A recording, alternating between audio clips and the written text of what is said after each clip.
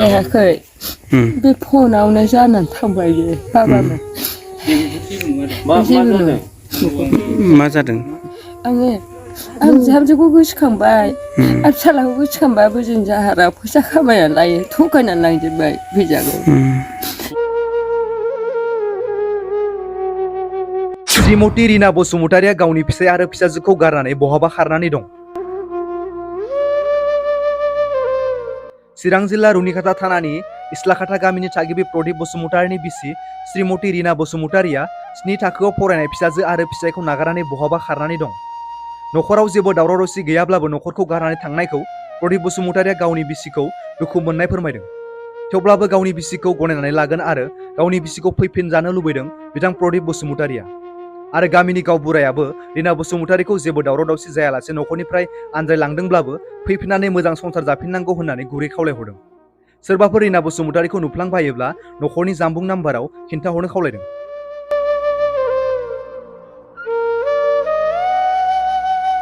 बेलासियाव खामानि मावनो होननानै थांदोंमोन मायाव थांनाय नोंनो खोन्थाला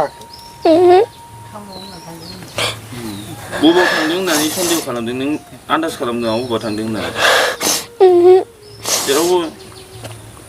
मिन्थियाना जायाखै बे फनावनो जानानै थांबाय बे बाबामोन मा जादों आङो आं बिहामजोखौ गोसोखांबाय आरो फिसालाखौ गोसोखांबाबो जों जाहारा फैसा खामायनानै लायो थगायनानै लांजोबबाय फैसाखौ बबाव थांखो बिहामजोआ मिथिया आङो बाबामोन माब्ला थाङा समबारनि माबा बुधबारनि बेलासियाव बाबामोन आंबो संसार जाबायना आंबो मिथिगौ बिहामजोखौ मानो उना जानो मालाय दा फैफिनजानो लुबैनानै फैफिनजानो लुबैयो फिसाया सौदौबाय फायो नांलायखायाखै बेलाय आंनि साखिया नै न' खाथिनि नांलायाखै नायग्राबो जाबायमोन गावनो नायैयाबो आङो हेफाजाब होयो नायनायाव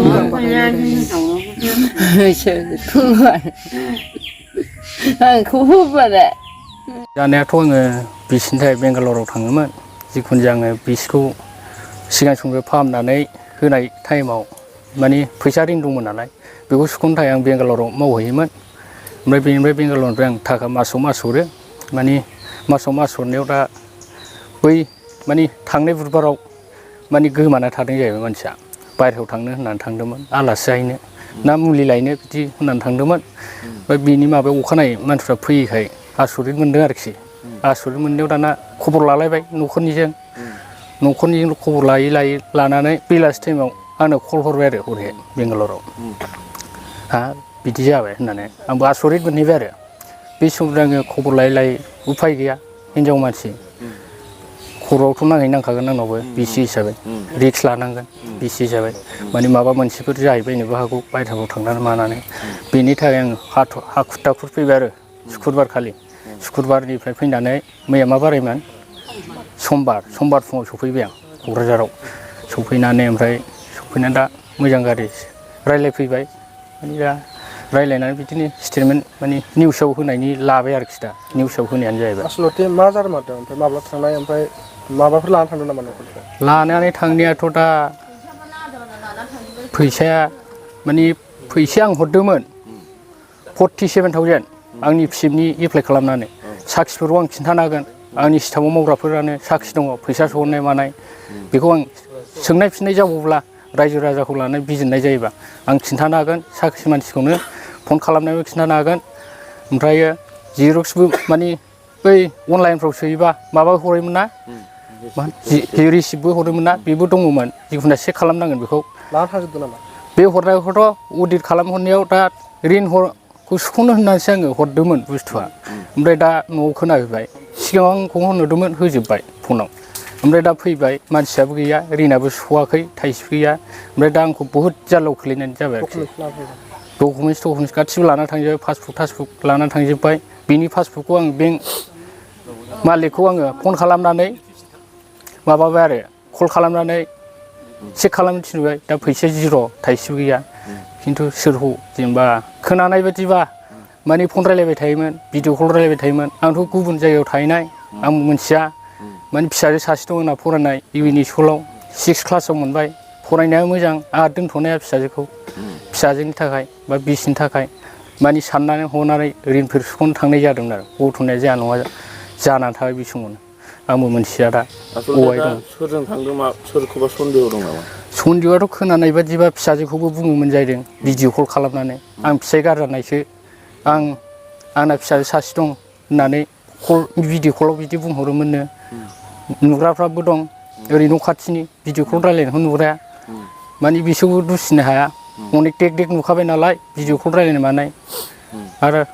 खय एकजन मानसिनाव सोंबा मोनथिबावगोन बायहेरायाव थांनाय मानाय बिनि गाननाय जोमनायफोरखौ ओमफ्राय गाननाय जोमनायफोरखौ मानसिफ्रा खिन्थायो बायहेरायाव थांनाय मानाय आंबोथ' नुवा ओमफ्राय बुस्थुखौ आङो बेखौनो थाखा फैसा माने सर्ट खालामलांनायाव आं दुखु मोनदों माने हिनजावखौ नांफिनगौ फैफिनथों आं वेलकाम खालामगोन फिसाइ जानानै माने आंना न'खरानो दंस' जानो हमबाय आरोखि ऋण थिननि खोथा दं बर्थमान दा आंनि आइडियाव 60-70 बिदि एबाबाव माबाना दं आरो मा मुंमोन रिना बसुमतारी आंनि नामा प्रदिप बसुमतारी बबेयाव थांदों दा खुनु मोनथिनो मोना आरोखि बबाव थांदों खावलायहरनाय जाहैबाय सोरबाफोर गुबुन जायगायाव लोगो मोनोबा जाहाथे आंनि कन्टेक्ट नाम्बाराव बुंबानो जाबाय आंनि कन्टेक्ट नाम्बारा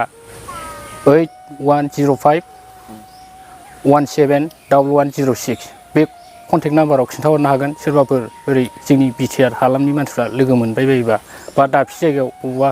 गुबुन जायगायाव जेनेबा खामानि मावनो जेनेबा गुबुनफोरजों जेनेबा फिसाइ गोदानफोरजों लानानै थांबाय बायदोंबा जेनेबा कन्टेक्टफोर मोनोबा नैबे कन्टेक्ट नाम्बाराव लोगो मोनसनबायोबा खिन्थाहरनो हागोन आरो बलिनो इंखं टेलिभिसननिसिम दिनै नंगौ नैबे जोंहा प्रदिप बसुमतारी जोंहा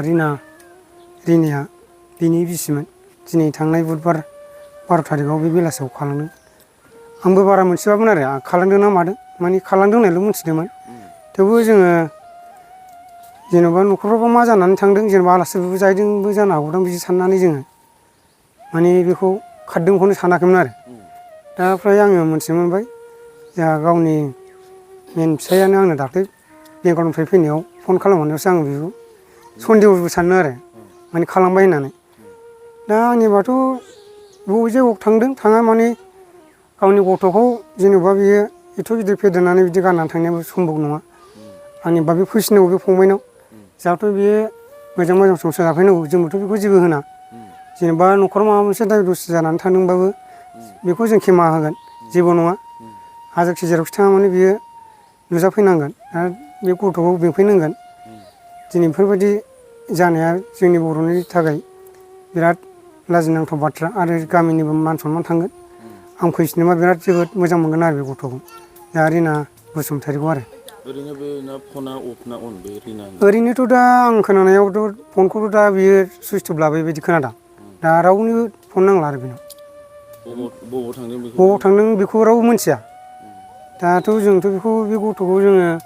नायगिरि हिसाबै जोङो बेफोरबायदि जाथावा बायदि मोनदोंमोन आरो दा जायाखैबो जानो हागौ अबावबा सोरजोंबा आलासि जाहैबायदोंबा बा न'खरनि एसे बायदिसिना न'खरफ्राव जिंजाबार बा माबा मोनसे दावराव दावसि जालायनानै थांदोंबा फैफिननो हागोन जेबो नङा बेफोरखौ ओरैनोथ' जों मोनथिनायाव बाहाय रावजोंबो दावराव दावसिबो गैखाया आरो दावराव जाग्राबो बाहाय खालामग्राबो गैखाया बाहाय बोराय दङ जेनेबा बिहाव दं बिहाव बोरायाबो जेबो रोंखाया आरो दस्रायाव थांनानैबो लोंला जालाबो खालामनो रोङा दा बेखौथ' आं जेबो बुंनो नाङा आरो बिसोरनि न'खराव बिदि दावराव दावसि जायो ना मायो जाखायाबो दा बेनो आरो मथा मथि रिना बसुमतारीया फैफिननांगौ जोंहा प्रदिप बाहायनाव मोजाङै मोजां जोङो मास मोनसेखौ जों नेबाय थागोन मोजाङै मोजां फैफिनथारनांगोन आरो बे जाहाथे बे गथ'खौ माने गावबो नुलांखाबाय एसे मोजां गथ' बिदि गारनानै थांथावामोन आरो सोरबाफोर नुबाय बायदोंबा अबावबाफोर जाहाथे नैबे जोंहा फंबायनि नाम्बाराव कन्टेक्ट खालामनानै खोन्थाहरो आं बेखौनो साफ्रोमबो जेनेबा इउटुब नायगिरिफोरनिसिम आङो गोजोन हामलायथिखौ आं बावहरबाय आरो आंनि मुङा मनेन बसुमतारी बे सिलाकाटानिनो आङो सिनायथि खालामग्रोआखैमोन आंनि मबाइल नाम्बारा जाहैबाय